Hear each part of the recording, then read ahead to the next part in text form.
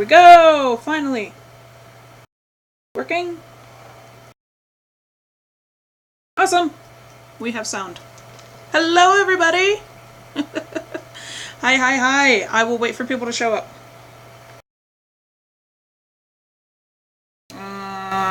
Sideways? Sideways. Sideways is always good. Where we put you? Where do I put myself? There we go. And that's going to distract the hell out of me. I'm turning myself down. Hello, everyone. I will wait for people to come in. Happy Friday. Oh, I hope everyone is doing amazing. And we're going to talk about time today. Oh, 11:11. Okay. Yeah. If you guys haven't seen it, in the group, I put up a Q&A thread for people to ask questions about intuitive tarot reading, being a psychic, magic, all kinds of stuff. Anything that you have questions that are related to this, for you to go ahead and ask. And no biters. But that's okay. We can talk about things today anyway. We will give it another minute or so. Sometimes it takes a second for notifications to come up. But I hope everyone is having a happy Friday. While we are waiting, I can talk about...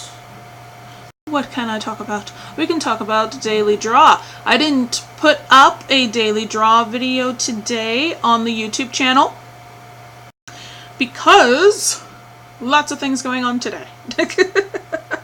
And I figured why not just do it live on Fridays instead of record 2 videos, record the live stream, and that way then everybody gets to have me do it live. So today I'm still working on manifesting and stuff. Hi, Anna. I saw you pop up. Let me know if you can hear me. But my daily draw today, it's funny.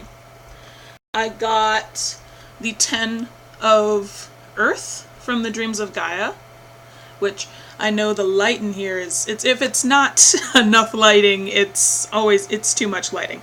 But it's absolutely beautiful, and it's just all about authenticity and success on its way and all that beautiful stuff. And it's just, I'm so excited. It's lovely. Hi! I'm going to be looking up in the corner. That way I can read comments over there. So, and also today, the goddess of the day, which if you guys, again, haven't been paying attention to the YouTube channel, you should pay attention to the YouTube channel. Because every day I've started doing these vlogs where I go over my daily draw, and then I do, woo, that's bright. The Goddesses for Every Day by Julie Lohr. I follow that book. So today was I had this earlier. Saraswati, the Hindu goddess of knowledge. And it's so awesome. In fact, on her holiday, no one is allowed to read in India for her. She's also credited with inventing the alphabet, speech, literature, poetry, and complex patterns that occur in Indian music, which is awesome. So if you guys haven't picked up this book, I really recommend it. It's been fun so far every day to compare my daily draw to that book and to learn a little bit about a goddess every single day. And what did it say? Turn it up right. No problems with sound. Wish I had drawn that card. I had the 3 of Swords. Funeral. Back is sadly contemplating kicking my ass. I'm sorry. Lots of heartbreak. But the thing about the the 3 of Swords is admitting, hey, I have a sword in my chest. Yes, it's hurting me. Yes, I can't do anything about it because, I've been hurt by it. And then starting to pull it out. So, yeah, just really relax today. That way, you can pull the sword out and you can completely heal and not scar over or anything. If you get my analogy. or my metaphor. But today I also wanted to talk to you guys about the excuse for not enough time, because I've seen that talked about so much this week all over the board. Yesterday was the new moon in Aquarius with a partial solar eclipse, and I was seeing everywhere on people asking, so what are people doing for the new moon in Aquarius? Or what are you doing for the solar eclipse? And they're like, nothing, I just don't have the time. Okay. Sometimes that's true, yes, I will agree with that. Sometimes I have no time for anything. But then I see people like, how can I do a daily draw when I'm too busy? Or how can I start working on my magical side, because I'm in magic groups as well? Or I'm in a chakra group and everybody wants the get quick answer to opening their third eye, because they think once they open their third eye, all the universe is going to be available for them, and that's about it. And then they're going to be superhuman at that point. And it's like, no, that's not going to happen, even though opening your third eye would be really great. And it will do wonders for listening to your intuition, but it's not going to make you a superhuman. It's not going to make you activate the remaining parts of your brain immediately. It takes a lot of work and it takes time. And then either that, or people think that you need a bunch of pomp and circumstance when it comes to doing things, such as doing an intuitive tarot practice. You don't need, the altar set up and your special tarot cloth and all your cards, and then to sit there and at the card, You don't need that. Yes, if that's what you would like to do every once in a while to really get in the mood for it and get yourself into character and to really express and heighten your stuff, go for it. But it's really easy to make the time to do what you would love to do. So, like, for example, I realized, holy crap, I'm an intuitive tarot reader at the beginning of this year, and I teach people stuff, and I talk about doing a daily draw, and I always give myself the excuse of, I don't have enough time for a daily draw. That's bullshit. I need to walk my walk and talk my talk and do all of that. So I purposely set out 5 minutes of my morning to just pull a card, pick up what I'm getting from it, compare that to the book, and journal about it for a couple sentences. Okay? And if I have time for more, or if I want to do more, then I do more. And just doing that has helped me get back in touch with reading, because I was really starting to fall out of love with reading, because I was just using my cards for business and readings for other people. Besides that, I wouldn't touch them. Okay? Or if I was having an existential crisis, and that certain time of the month where I start crying and I'm upset and all that kind of stuff, then I would pull out my cards, and then there would be like, well, hello, fucking stranger, like, where have you been? Like, all of that, and just be really sassy with me, but for good reason. I wasn't using them. Especially my dreams of Gaia. It was really pissy with me, because they were like, you're being intuitive and you're not including us, what the hell? So, because I wanted to do something, and I realized how important it was for myself, I made the time. And it took 5 minutes out of my morning. Then, I came across, I go to the library and I will check out 200 books literally at a time. And I've started honing back on that, but I still go to the library every single week and get new books. And I picked up The Goddesses for Every Day from the library. And then I decided I would love to do this every day as a part of my practice. But I know that in a couple weeks I'm going to have to give this book back. So I made the time to order it. And then when it got here, I made the time, okay, I'm going to compare this to my daily draw. I already have a set part of my day scheduled out for me to do my draw. I'm going to include the goddesses there because I know I'm going to want to finish it. And I'm going to want to do it. So I did that. And every morning I did my draw, and then I did the goddess for the day.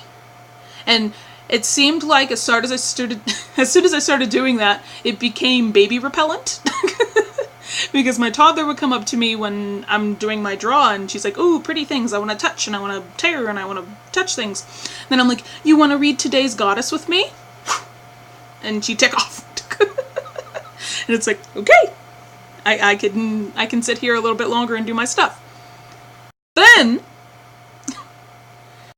I decided I needed to sit down and meditate more.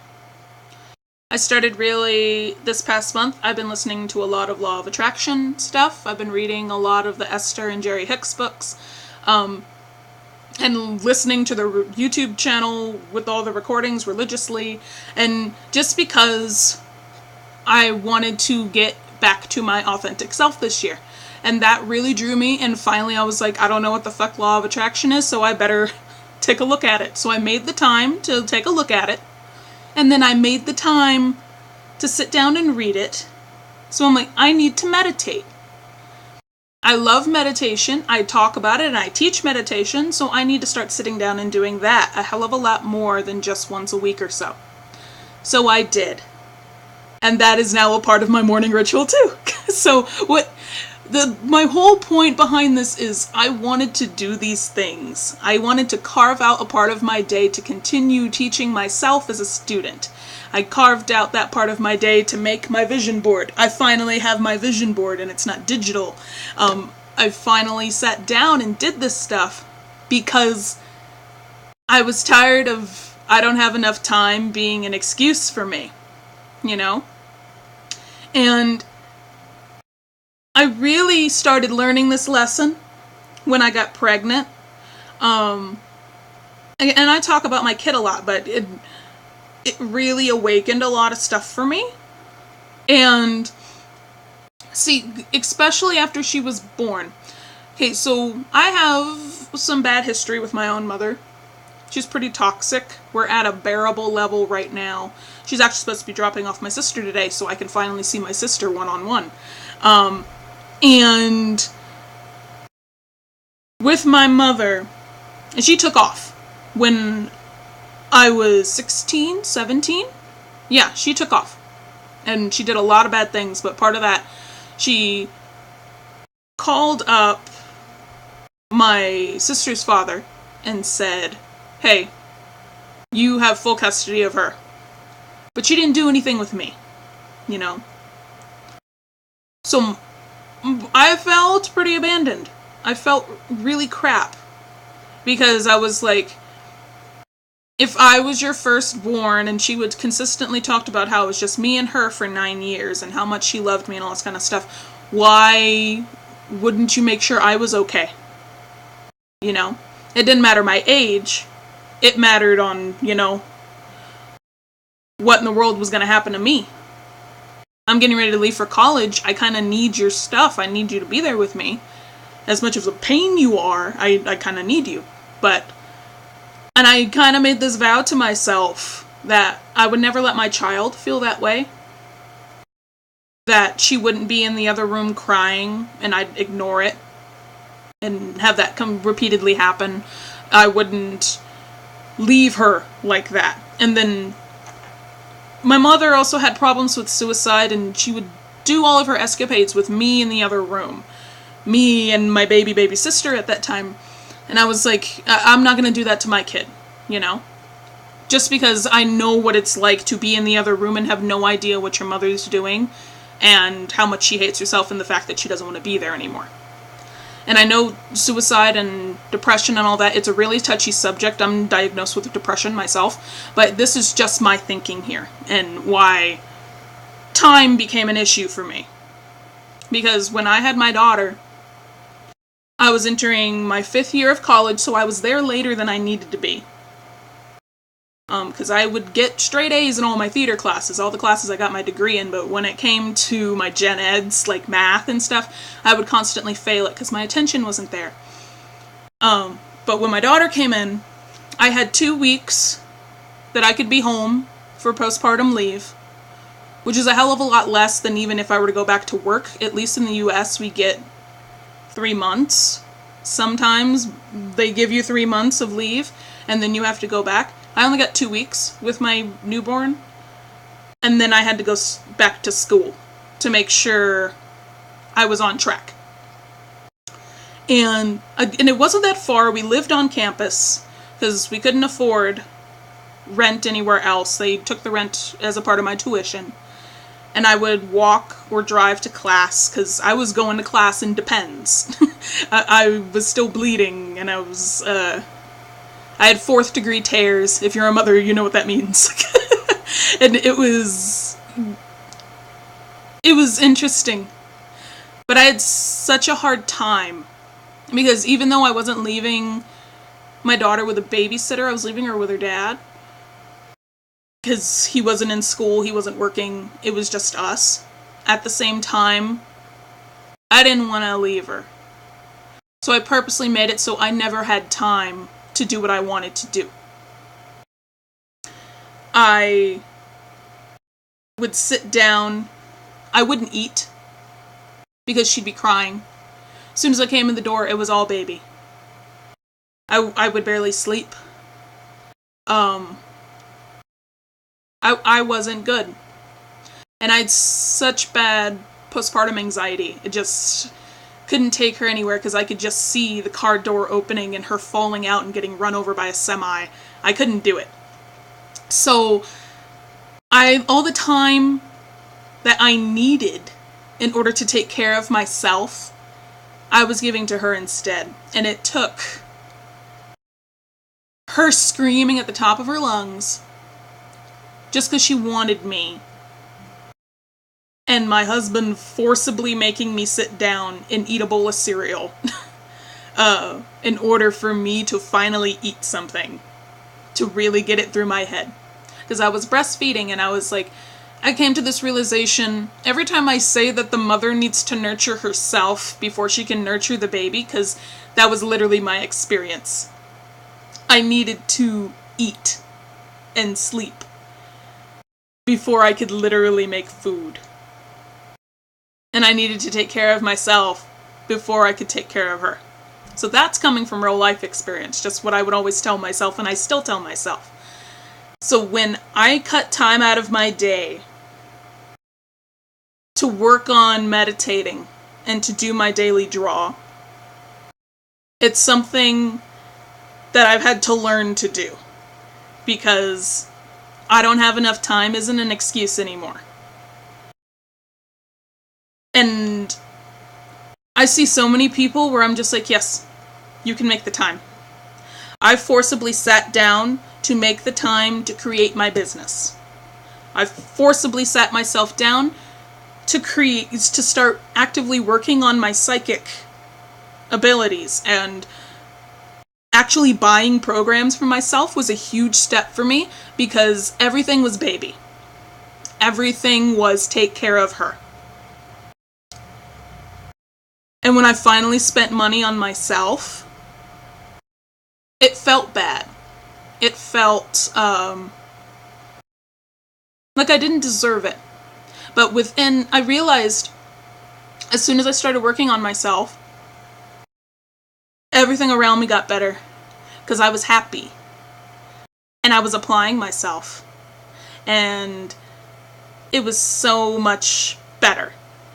You know. And the big thing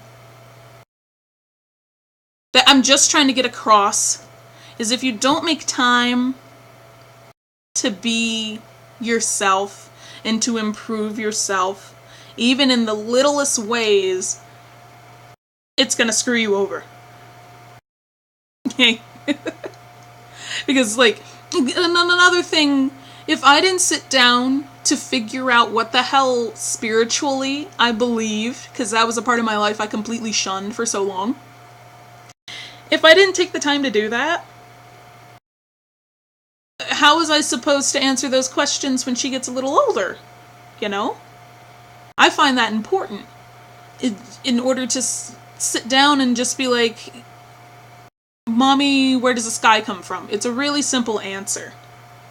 A lot of A lot of people just go to, it's the chemical reactions in the air, that's what it is, and they explain the science part of it. But growing up for me, it was always, oh, that's how Jehovah made it. Because I grew up Jehovah's Witness. So it became really important for me to understand what was the answer I was going to give her, and any of the other children I'll have, because I'll have more. What am I going to tell them? Because just because he made it isn't satisfied enough. It's not satisfying enough for me. I need some kind of answer behind it, besides just the science. And why I light a candle in a certain way, and why I hum while I'm cooking barbecue chicken, and things like that. I need an answer. So, not only did I realize I needed that, but I also had to figure that out by myself. And I used the time to better myself to also figure out how can I help other people with this. I started writing blog posts because I was tired of seeing people say you needed a diamond athame and a giant ass cauldron and all this kind of stuff to begin magic when you really don't. So I created a blog post for it. I sat down and I figured out all the correspondences for the things that I wanted to, and then talked to shop owners to figure out, okay, who has jewelry or things like that to mesh with what I'm doing, And I started doing that, and I realized that I could help so much more. And then now it's become this beautiful academy that is going to keep getting bigger. And I love it, but it's coming from my experience. And if you don't let yourself have the same time, like, if you don't carve out the time, I just don't want you to be like me, where you constantly give, because we are very much givers here, and we never do anything in return. Like, we never allow ourselves to receive, I've been ignoring comments. Let me take a look. I've been ignoring. Anna says, yes, I do. That was my uncle. I wasn't in the best position. I'm sorry. We all know what you were working on. Yes. Yeah, and actually, everything's done. And it's pretty awesome. Anna says, wow, Sweden has a year maternity. Oh, and fathers get it too. The only reason my husband even got some kind of paternity leave was because he wasn't working. Otherwise, they don't give dads anything here. The dads go right back to work. Anna says, that's interesting. I mean, the sky has a scientific explanation, but my mom read about books, Greek and North mythology when we were a little older, so we learned how they saw it too. Exactly, and I find that so important. Figure out what it means to you. And let me close this a little more. Sorry, plants. I'm super bright. I'm super white. And I'm still really white. But when it comes to what you believe, I find that super important. Because you just want to say something. And I also realized going into it, there are so many other things that I need to learn myself in order to give a good answer to my kids. Like, because I had the ASL minor, and I'm not a licensed interpreter, I just know American Sign Language. I got it as a part of my degree. And part of what we were doing was we were learning about the deaf community and history like that. And we learned about cochlear ear implants and how they're done. And I made, because of that education, my decision is I'm not going to do that to my child if I ever have a deaf child. That I can explain why. Because I can explain specifically why I don't like it. And now I have that answer for my kids. Because a part also of my education, I did a women in drama class. And we took a look at women depicted through history and in theater and how they were come across in plays. We read things by female playwrights to get their perspectives of things. And one of the things I loved was the vagina monologues. It's hilarious. It got some flack because it's based off a real study. This woman interviewed everyone from like 90 to I think 4 years old was the youngest, about how they felt about that part of their body. And it made me realize some things that I need to make sure my children are okay with knowing what those things are, because growing up, we never said that word.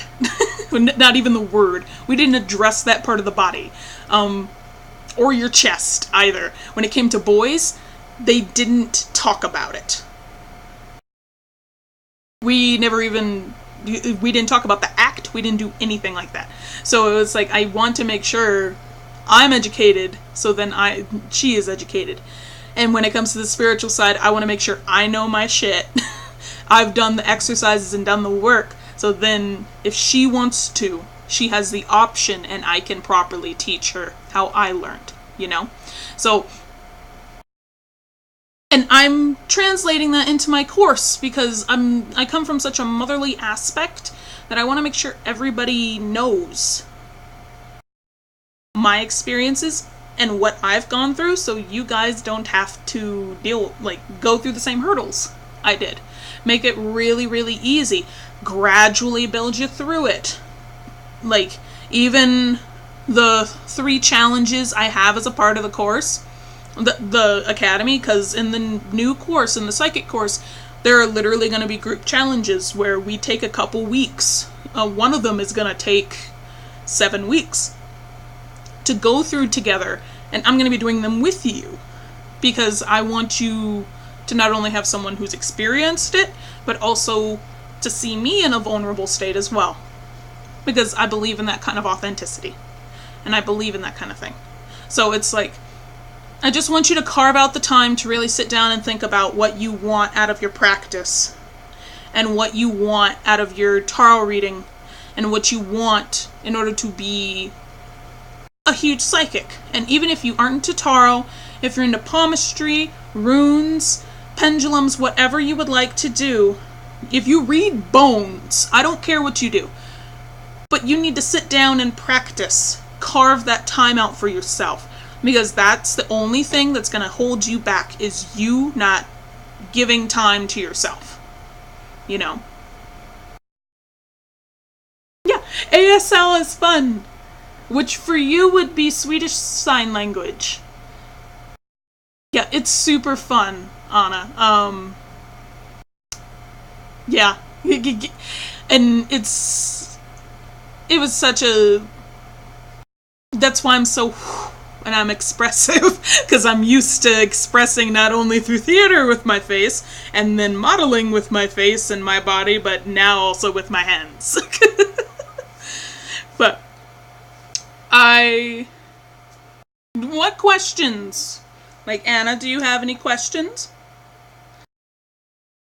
about anything? I know that you're all for the academy, but do you have any questions about tarot reading or magic or psychic phenomena, anything like that have been driving you mad a little bit? And I'll wait for the thing to catch up.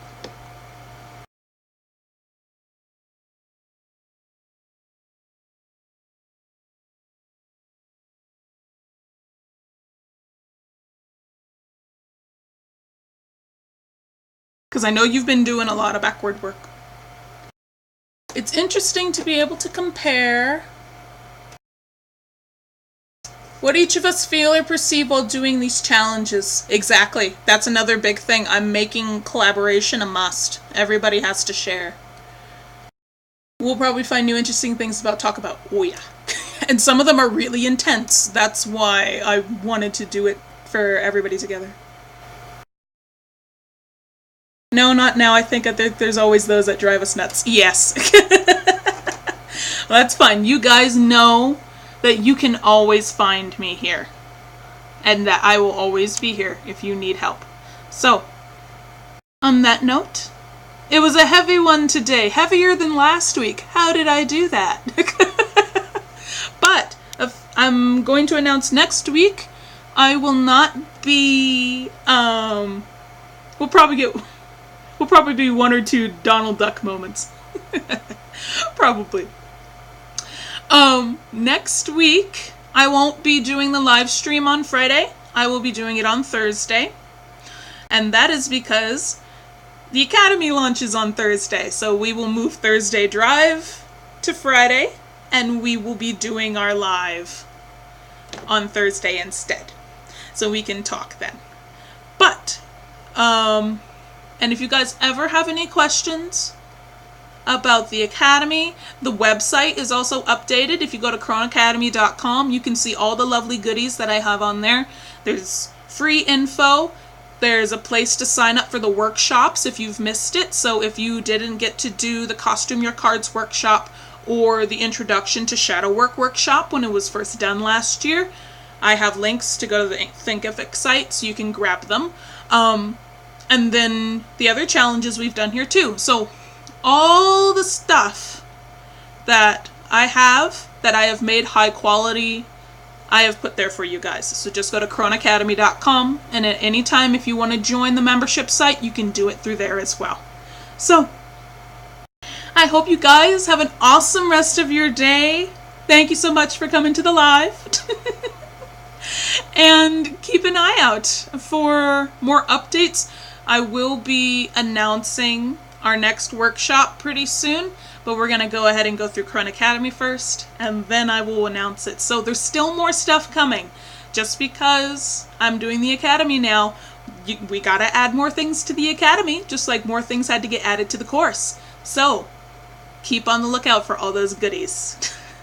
Have an awesome rest of your day, everybody, and I will see you later.